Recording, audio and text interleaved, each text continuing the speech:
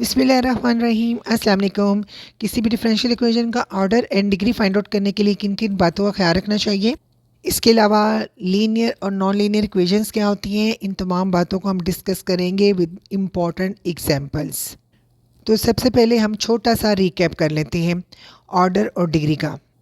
किसी भी differential equation का ऑर्डर फाइंड आउट करने के लिए आपको उस डिफरेंशियल इक्वेशन के डेरिवेटिव्स को देखना होगा, सिर्फ और सिर्फ उसके डेरिवेटिव्स को देखना होगा और किसी चीज़ को नहीं देखना। अब उसमें जो हाईएस्ट ऑर्डर डेरिवेटिव है वो आपने देखना है और उसका ऑर्डर देखना है, वही उस डिफरेंशियल इक्वेशन का ऑर्डर होगा। जैसे यहाँ पर हाईएस्ट ऑर्डर डेरिवेटिव 2 है तो इस डिफरेंशियल इक्वेशन का ऑर्डर भी 2 है। डिग्री फाइंड आउट करना थोड़ा सा ट्रिकी होता है। डिग्री फाइंड आउट करने के लिए भी आपने सिर्फ और सिर्फ डेरिवेटिव्स को ही देखना है, उन डेरिवेटिव्स की पावर को देखना है। वो पावर हमेशा पॉजिटिव होल नंबर होनी चाहिए, यानी कि कोई भी नंबर हो सकता है, वो पॉजिटिव होना चाहिए और होल नंबर होना चाहिए। तो मैं थोड़ा सा और एक्सप्लेन कर देती हूँ कि डेरिवेटिव की पावर्स को फ्रैक्शनल भी नहीं होना चाहिए, नेगेटिव भी नहीं होना चाहिए और डेरिवेटिव के साथ कोई रेडिकल साइन भी नहीं होना चाहिए। डेरिवेटिव्स को किसी भी ट्रांसीडेंटल फंक्शन का हिस्सा भी नहीं होना चाहिए। ट्रांसीडेंटल फंक्शन तो आपको पता है ना, जैसे sine, cos, tan, sine inverse, cos inverse, tan inverse, log या ई। जितने भी ट्रांसीडेंटल फंक्शन है वो डेरिवेटिव के साथ अटैच्ड नहीं होने चाहिए। इसके अलावा डेरिवेटिव को किसी भी इस तरह की इनफाइनाइट सीरीज़ का पार्ट नहीं होना चाहिए। लेकिन मज़े की बात है, x और y जो है वो इन तमाम चीज़ों के साथ रिलेशन बना सकते हैं, यानी कि x y जो है वो इनके साथ रिलेशन बना सकते हैं, उनको अलाउ है, मगर डेरिवेटिव्स को इनके साथ दोस्ती करना अलाउ नहीं है। अब जैसे देखिए यहाँ पर डेरिवेटिव की जो पावर है वो पॉजिटिव होल नंबर में है, तो इस वजह से हम कहेंगे कि ये डिफरेंशियल इक्वेशन पॉलिनोमियल फॉर्म में है। तो फिर उस वक्त हम हाईएस्ट ऑर्डर डेरिवेटिव को ही देखेंगे, किसी और डेरिवेटिव को नहीं देखेंगे। हाईएस्ट ऑर्डर डेरिवेटिव को देखेंगे और उसकी पावर को देखेंगे। हाईएस्ट ऑर्डर डेरिवेटिव की जो पावर होगी वही डिग्री होगी। अब इस डिफरेंशियल इक्वेशन को देखें, इसमें तमाम डेरिवेटिव्स की जो पावर है वह पॉजिटिव होल नंबर में है। तो हम कह सकते हैं कि ये डिफरेंशियल इक्वेशन पॉलिनोमियल फॉर्म में है। कोई भी डिफरेंशियल इक्वेशन पॉलिनोमियल फॉर्म में कब होती है? जब उस इक्वेशंस के डेरिवेटिव्स का इन तमाम चीज़ों में से किसी एक चीज़ के साथ भी ताल्लुक़ ना हो। फर्स्ट एग्जांपल, अभी देखिए ये डिफरेंशियल इक्वेशन तो है मगर ये पॉलिनोमियल फॉर्म में नहीं है। तो सबसे पहले तो हमें इसको पॉलिनोमियल फॉर्म में कन्वर्ट करना होगा। इस रेडिकल साइन को देखें, ये 6th रूट है, इसको हम इस तरह में लिख सकते हैं। अब आपको पावर्स रूल का तो पता है, पावर्स आपस में मल्टीप्लाई हो जाती हैं। तो जब हम इनको सिंप्लीफाई करेंगे तो हमारे पास एक्चुअली वैल्यू रह जाएगी 1/2, यहाँ पे पावर रह जाएगी 1/2x। अब अगर हम दोनों तरफ स्क्वायर लें तो फाइनली हमारे पास इस तरह से डिफरेंशियल इक्वेशन आ जाती है जो कि एक्चुअली पॉलिनोमियल फॉर्म में है। अब आप देखिए ज़रा, इसमें हाईएस्ट ऑर्डर डेरिवेटिव कौन सा है, वो ये है, उसका ऑर्डर 3 है और जो ए की डेरिवेटिव है उसकी पावर पॉजिटिव होल नंबर है। अब हाईएस्ट ऑर्डर डेरिवेटिव की पावर को हमने देखना है, वही इसकी डिग्री होगी। तो इस तरीके से आप नॉन पॉलिनोमियल डिफरेंशियल इक्वेशन को पॉलिनोमियल फॉर्म में कन्वर्ट कर सकते हैं। ये भी बहुत आसान है, दोनों तरफ स्क्वायर ले लें। अब यहाँ पे ये देखें 2 से कट जाएगा, स्के रूट से कट जाएगा। अब यहाँ पे इसकी पावर में 3 रह गया है।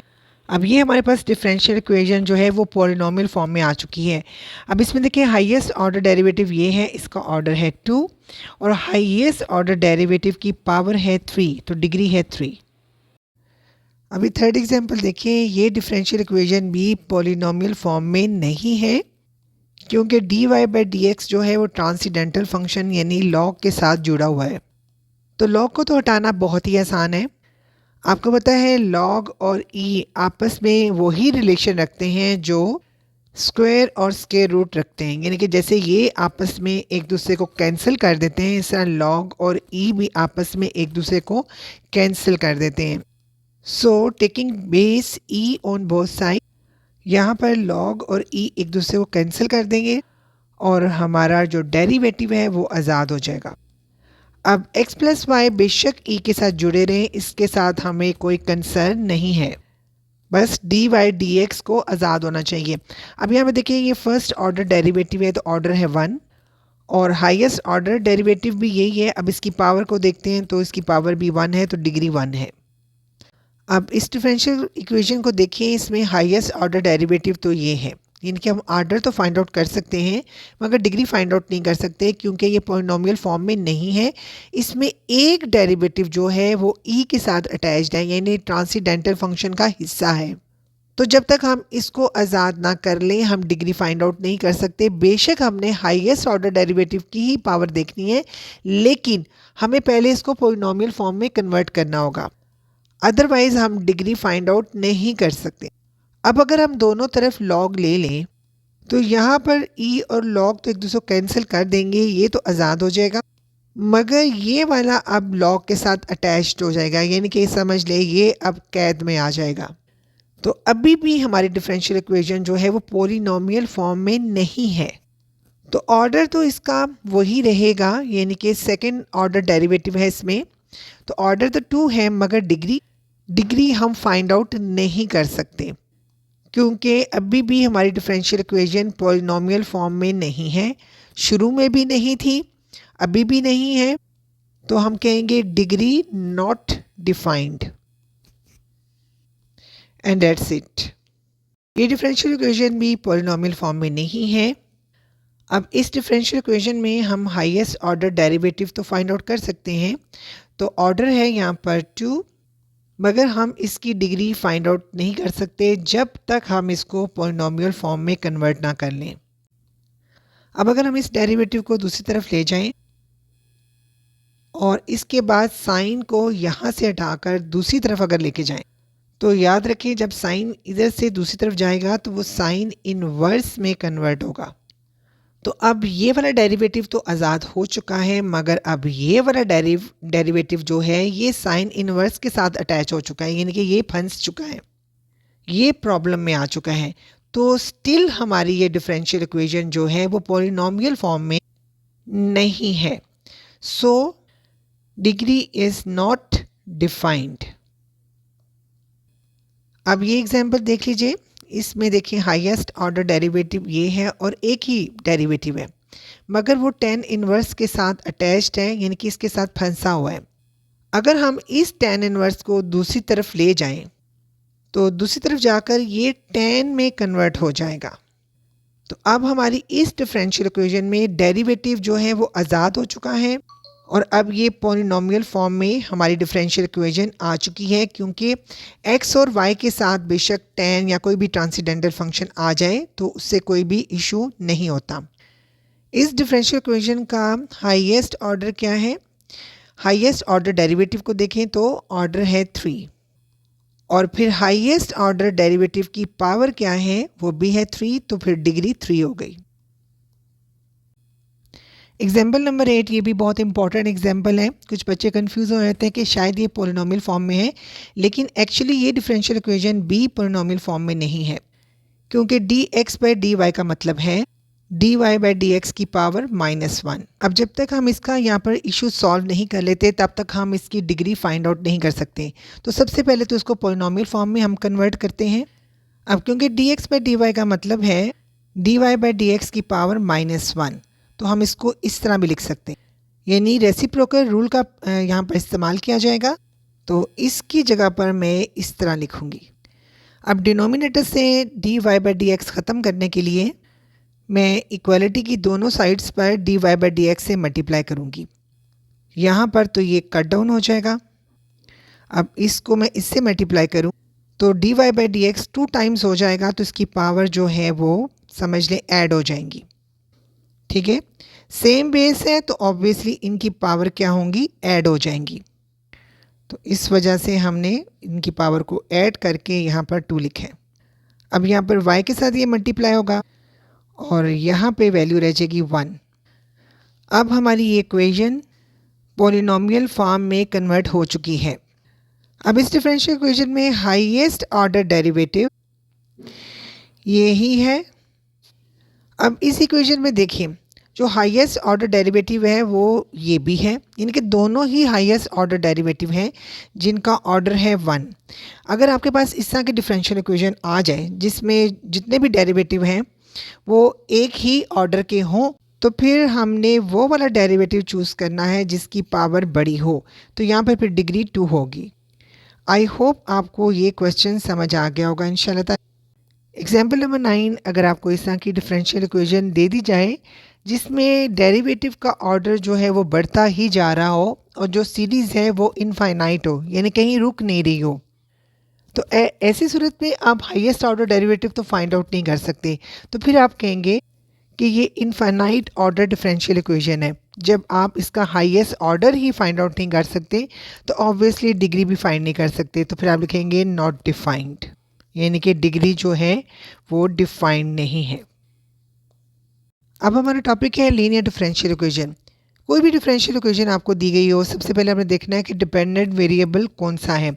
यहाँ पे देखें, आपको नज़र आ रहा होगा कि न्यूमिरेटर में y है, इसलिए ये डिपेंडेंट वेरिएबल है। तो लीनियर डिफरेंशियल इक्वेशन को देखने के लिए आपने y और dy यानी y और उसके डेरिवेटिव दोनों का ख्याल रखना होगा। तो पहला रूल ये है कि डिफरेंशियल इक्वेशन में जितने भी डेरिवेटिव हों और इसके अलावा जितने भी y हों, उन तमाम डेरिवेटिव्स और y की पावर को 1 होना चाहिए। जैसे देखिए, इन तमाम डेरिवेटिव की जो पावर है वो 1 है। पहला रूल तो हो गया। अब दूसरा रूल है, y को उसके किसी भी डेरिवेटिव्स के साथ मल्टीप्लाई नहीं होना चाहिए। इसके अलावा डेरिवेटिव्स को आपस में भी मल्टीप्लाई नहीं होना चाहिए। ठीक है, ये रूल भी याद रखें। और थर्ड जो रूल है वो ये है कि y और इसके डेरिवेटिव्स को ट्रांसीडेंटल फंक्शन का हिस्सा नहीं होना चाहिए, यानी कि साइन, कॉस, ई, लॉग वगैरह, इनके साथ y भी और उसके डेरिवेटिव अटैच नहीं होने चाहिए। लेकिन x जो कि यहाँ पर इंडिपेंडेंट वेरिएबल है वो आज़ाद होता है। वो किसी भी ट्रांसीडेंटल फंक्शन का हिस्सा भी बन सकता है, उसकी जो मर्ज़ी पावर हो, उससे कोई इशू नहीं होगा। और चाहे वो डेरिवेटिव के साथ मल्टीप्लाई हो, चाहे वो y के साथ मल्टीप्लाई हो, कोई भी इशू नहीं होगा। यानी कि x से डिफरेंशियल इक्वेशन की लीनियरिटी पर कोई भी फ़र्क नहीं पड़ने वाला, क्योंकि x आज़ाद है। तो अब ये जो मैंने आपको डिफरेंशियल इक्वेशन लिखकर दिखाई है, ये एक्चुअली लीनियर डिफरेंशियल इक्वेशन, क्योंकि यहाँ पर देखिए तमाम डेरिवेटिव्स की पावर जो है वो 1 है। डेरिवेटिव्स आपस में मल्टीप्लाई भी नहीं हो रहे, y किसी डेरिवेटिव के साथ भी मल्टीप्लाई नहीं हो रहा और डेरिवेटिव और y किसी ट्रांसीडेंटल फंक्शन का हिस्सा भी नहीं है। यहाँ पे ट्रांसीडेंटल फंक्शन तो है मगर वो x के साथ है, तो उससे कोई फ़र्क नहीं पड़ता। इस वजह से ये एक लीनियर डिफरेंशियल इक्वेशन है। अब ये देखिए, ये आपको एक खौफनाक सी डिफरेंशियल इक्वेशन लग रही होगी, मगर ये भी लीनियर है क्योंकि इसमें जितने भी डेरिवेटिव हैं उनकी पावर जो है वो 1 है और इसमें y और डेरिवेटिव आपस में मल्टीप्लाई नहीं है। इसमें बेशक ये y जो है यहाँ पर e की पावर x से मल्टीप्लाई है, dy बाई dx बेशक साइन x के साथ मल्टीप्लाई है, यहाँ पे सेकेंड डेरिवेटिव बेशक x के साथ मल्टीप्लाई है, तो भी यहाँ पर डिफरेंशियल इक्वेशन की लीनियरिटी पर कोई फ़र्क नहीं पड़ रहा क्योंकि x आज़ाद है। सो ये एक लीनियर डिफरेंशियल इक्वेशन है। ये भी लीनियर डिफरेंशियल इक्वेशन है। यहाँ पे देखिए डेरिवेटिव की पावर 1 है, y की पावर भी 1 है। बाकी जो तमाम चीज़ें हैं वो x के साथ चल रही हैं, तो इससे इस डिफरेंशियल इक्वेशन की लीनियरिटी पर कोई फ़र्क नहीं पड़ेगा।